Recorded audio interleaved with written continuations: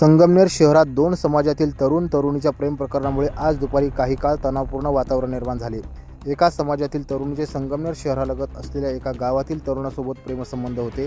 या दोघांनी लग्न करण्याचा निर्णय घेत घर सोडल्याची माहिती समोर आली। यानंतर पोलिसांनी शोध घेऊन दोघांनाही ताब्यात घेतले। पोलिसांनी मुलीला तिच्या पालकांच्या ताब्यात देण्याचा प्रयत्न केला, मात्र मुलीने पालकांकडे जाण्यास नकार दिल्याने पोलिसांनी तिला सुरक्षिततेच्या कारणास्तव काही दिवस शहरालगत असलेल्या सुधारगृहात ठेवण्याचा निर्णय घेतला। आज सकाळी ही माहिती मुलीच्या पालकांना मिळाल्यानंतर ते सुधारगृहात पोहोचले आणि मुलीचा ताबा देण्याची मागणी केली, मात्र मुलीने पुन्हा पालकांसोबत जाण्यास नकार दिल्याने परिस्थिती तणावपूर्ण झाली। यावेळी शहर पोलीस निरीक्षक समीर बारवकर यांनी मुलीच्या आईसह नातेवाईकांना धक्काबुक्की आणि मारहाण केल्याचा आरोप नातेवाईक आणि समाज बांधवांनी केला आहे। दरम्यान पोलिसांनी मुलीला दुसऱ्या वाहनातून सुरक्षित स्थळी हलवल्यानंतर या प्रकरणाबाबत समाजात नाराजी पसरली।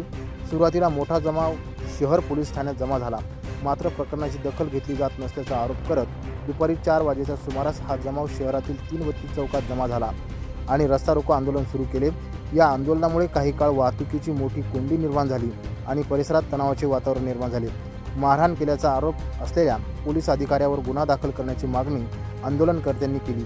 घटनेची माहिती मिळताच उपविभागीय पोलीस अधिकारी डॉक्टर कुणाल सोनवणे, पोलीस निरीक्षक समीर बारवकर आणि मोठा पोलीस बंदोबस्त घटनास्थळी दाखल झाला। पोलीस अधिकाऱ्यांनी आंदोलनकर्त्याची समजूत काढल्यानंतर तब्बल तासाभराने आंदोलन मागे घेण्यात आले।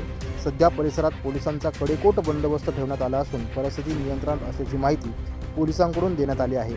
दरम्यान रमजान महिना तसेच पुढील काळात येणारे गुढीपाडवा, श्रीरामनवमी आणि हनुमान जयंती यासारखे सण लक्षात घेता शांतता व सुव्यवस्था राखण्याचे आवाहन प्रशासनाकडून करण्यात आले आहे। सोशल मीडियावर अफवा पसरवणाऱ्यांवर पोलिसांचे लक्ष असून नागरिकांनी कोणत्याही अफवांवर विश्वास ठेवू नये असे आवाहनही संगमनेर शहर पोलिसांकडून करण्यात आले आहे। नवतेज महाराष्ट्रासाठी प्रतिनिधी अमोल वाघमोडे, संगमनेर।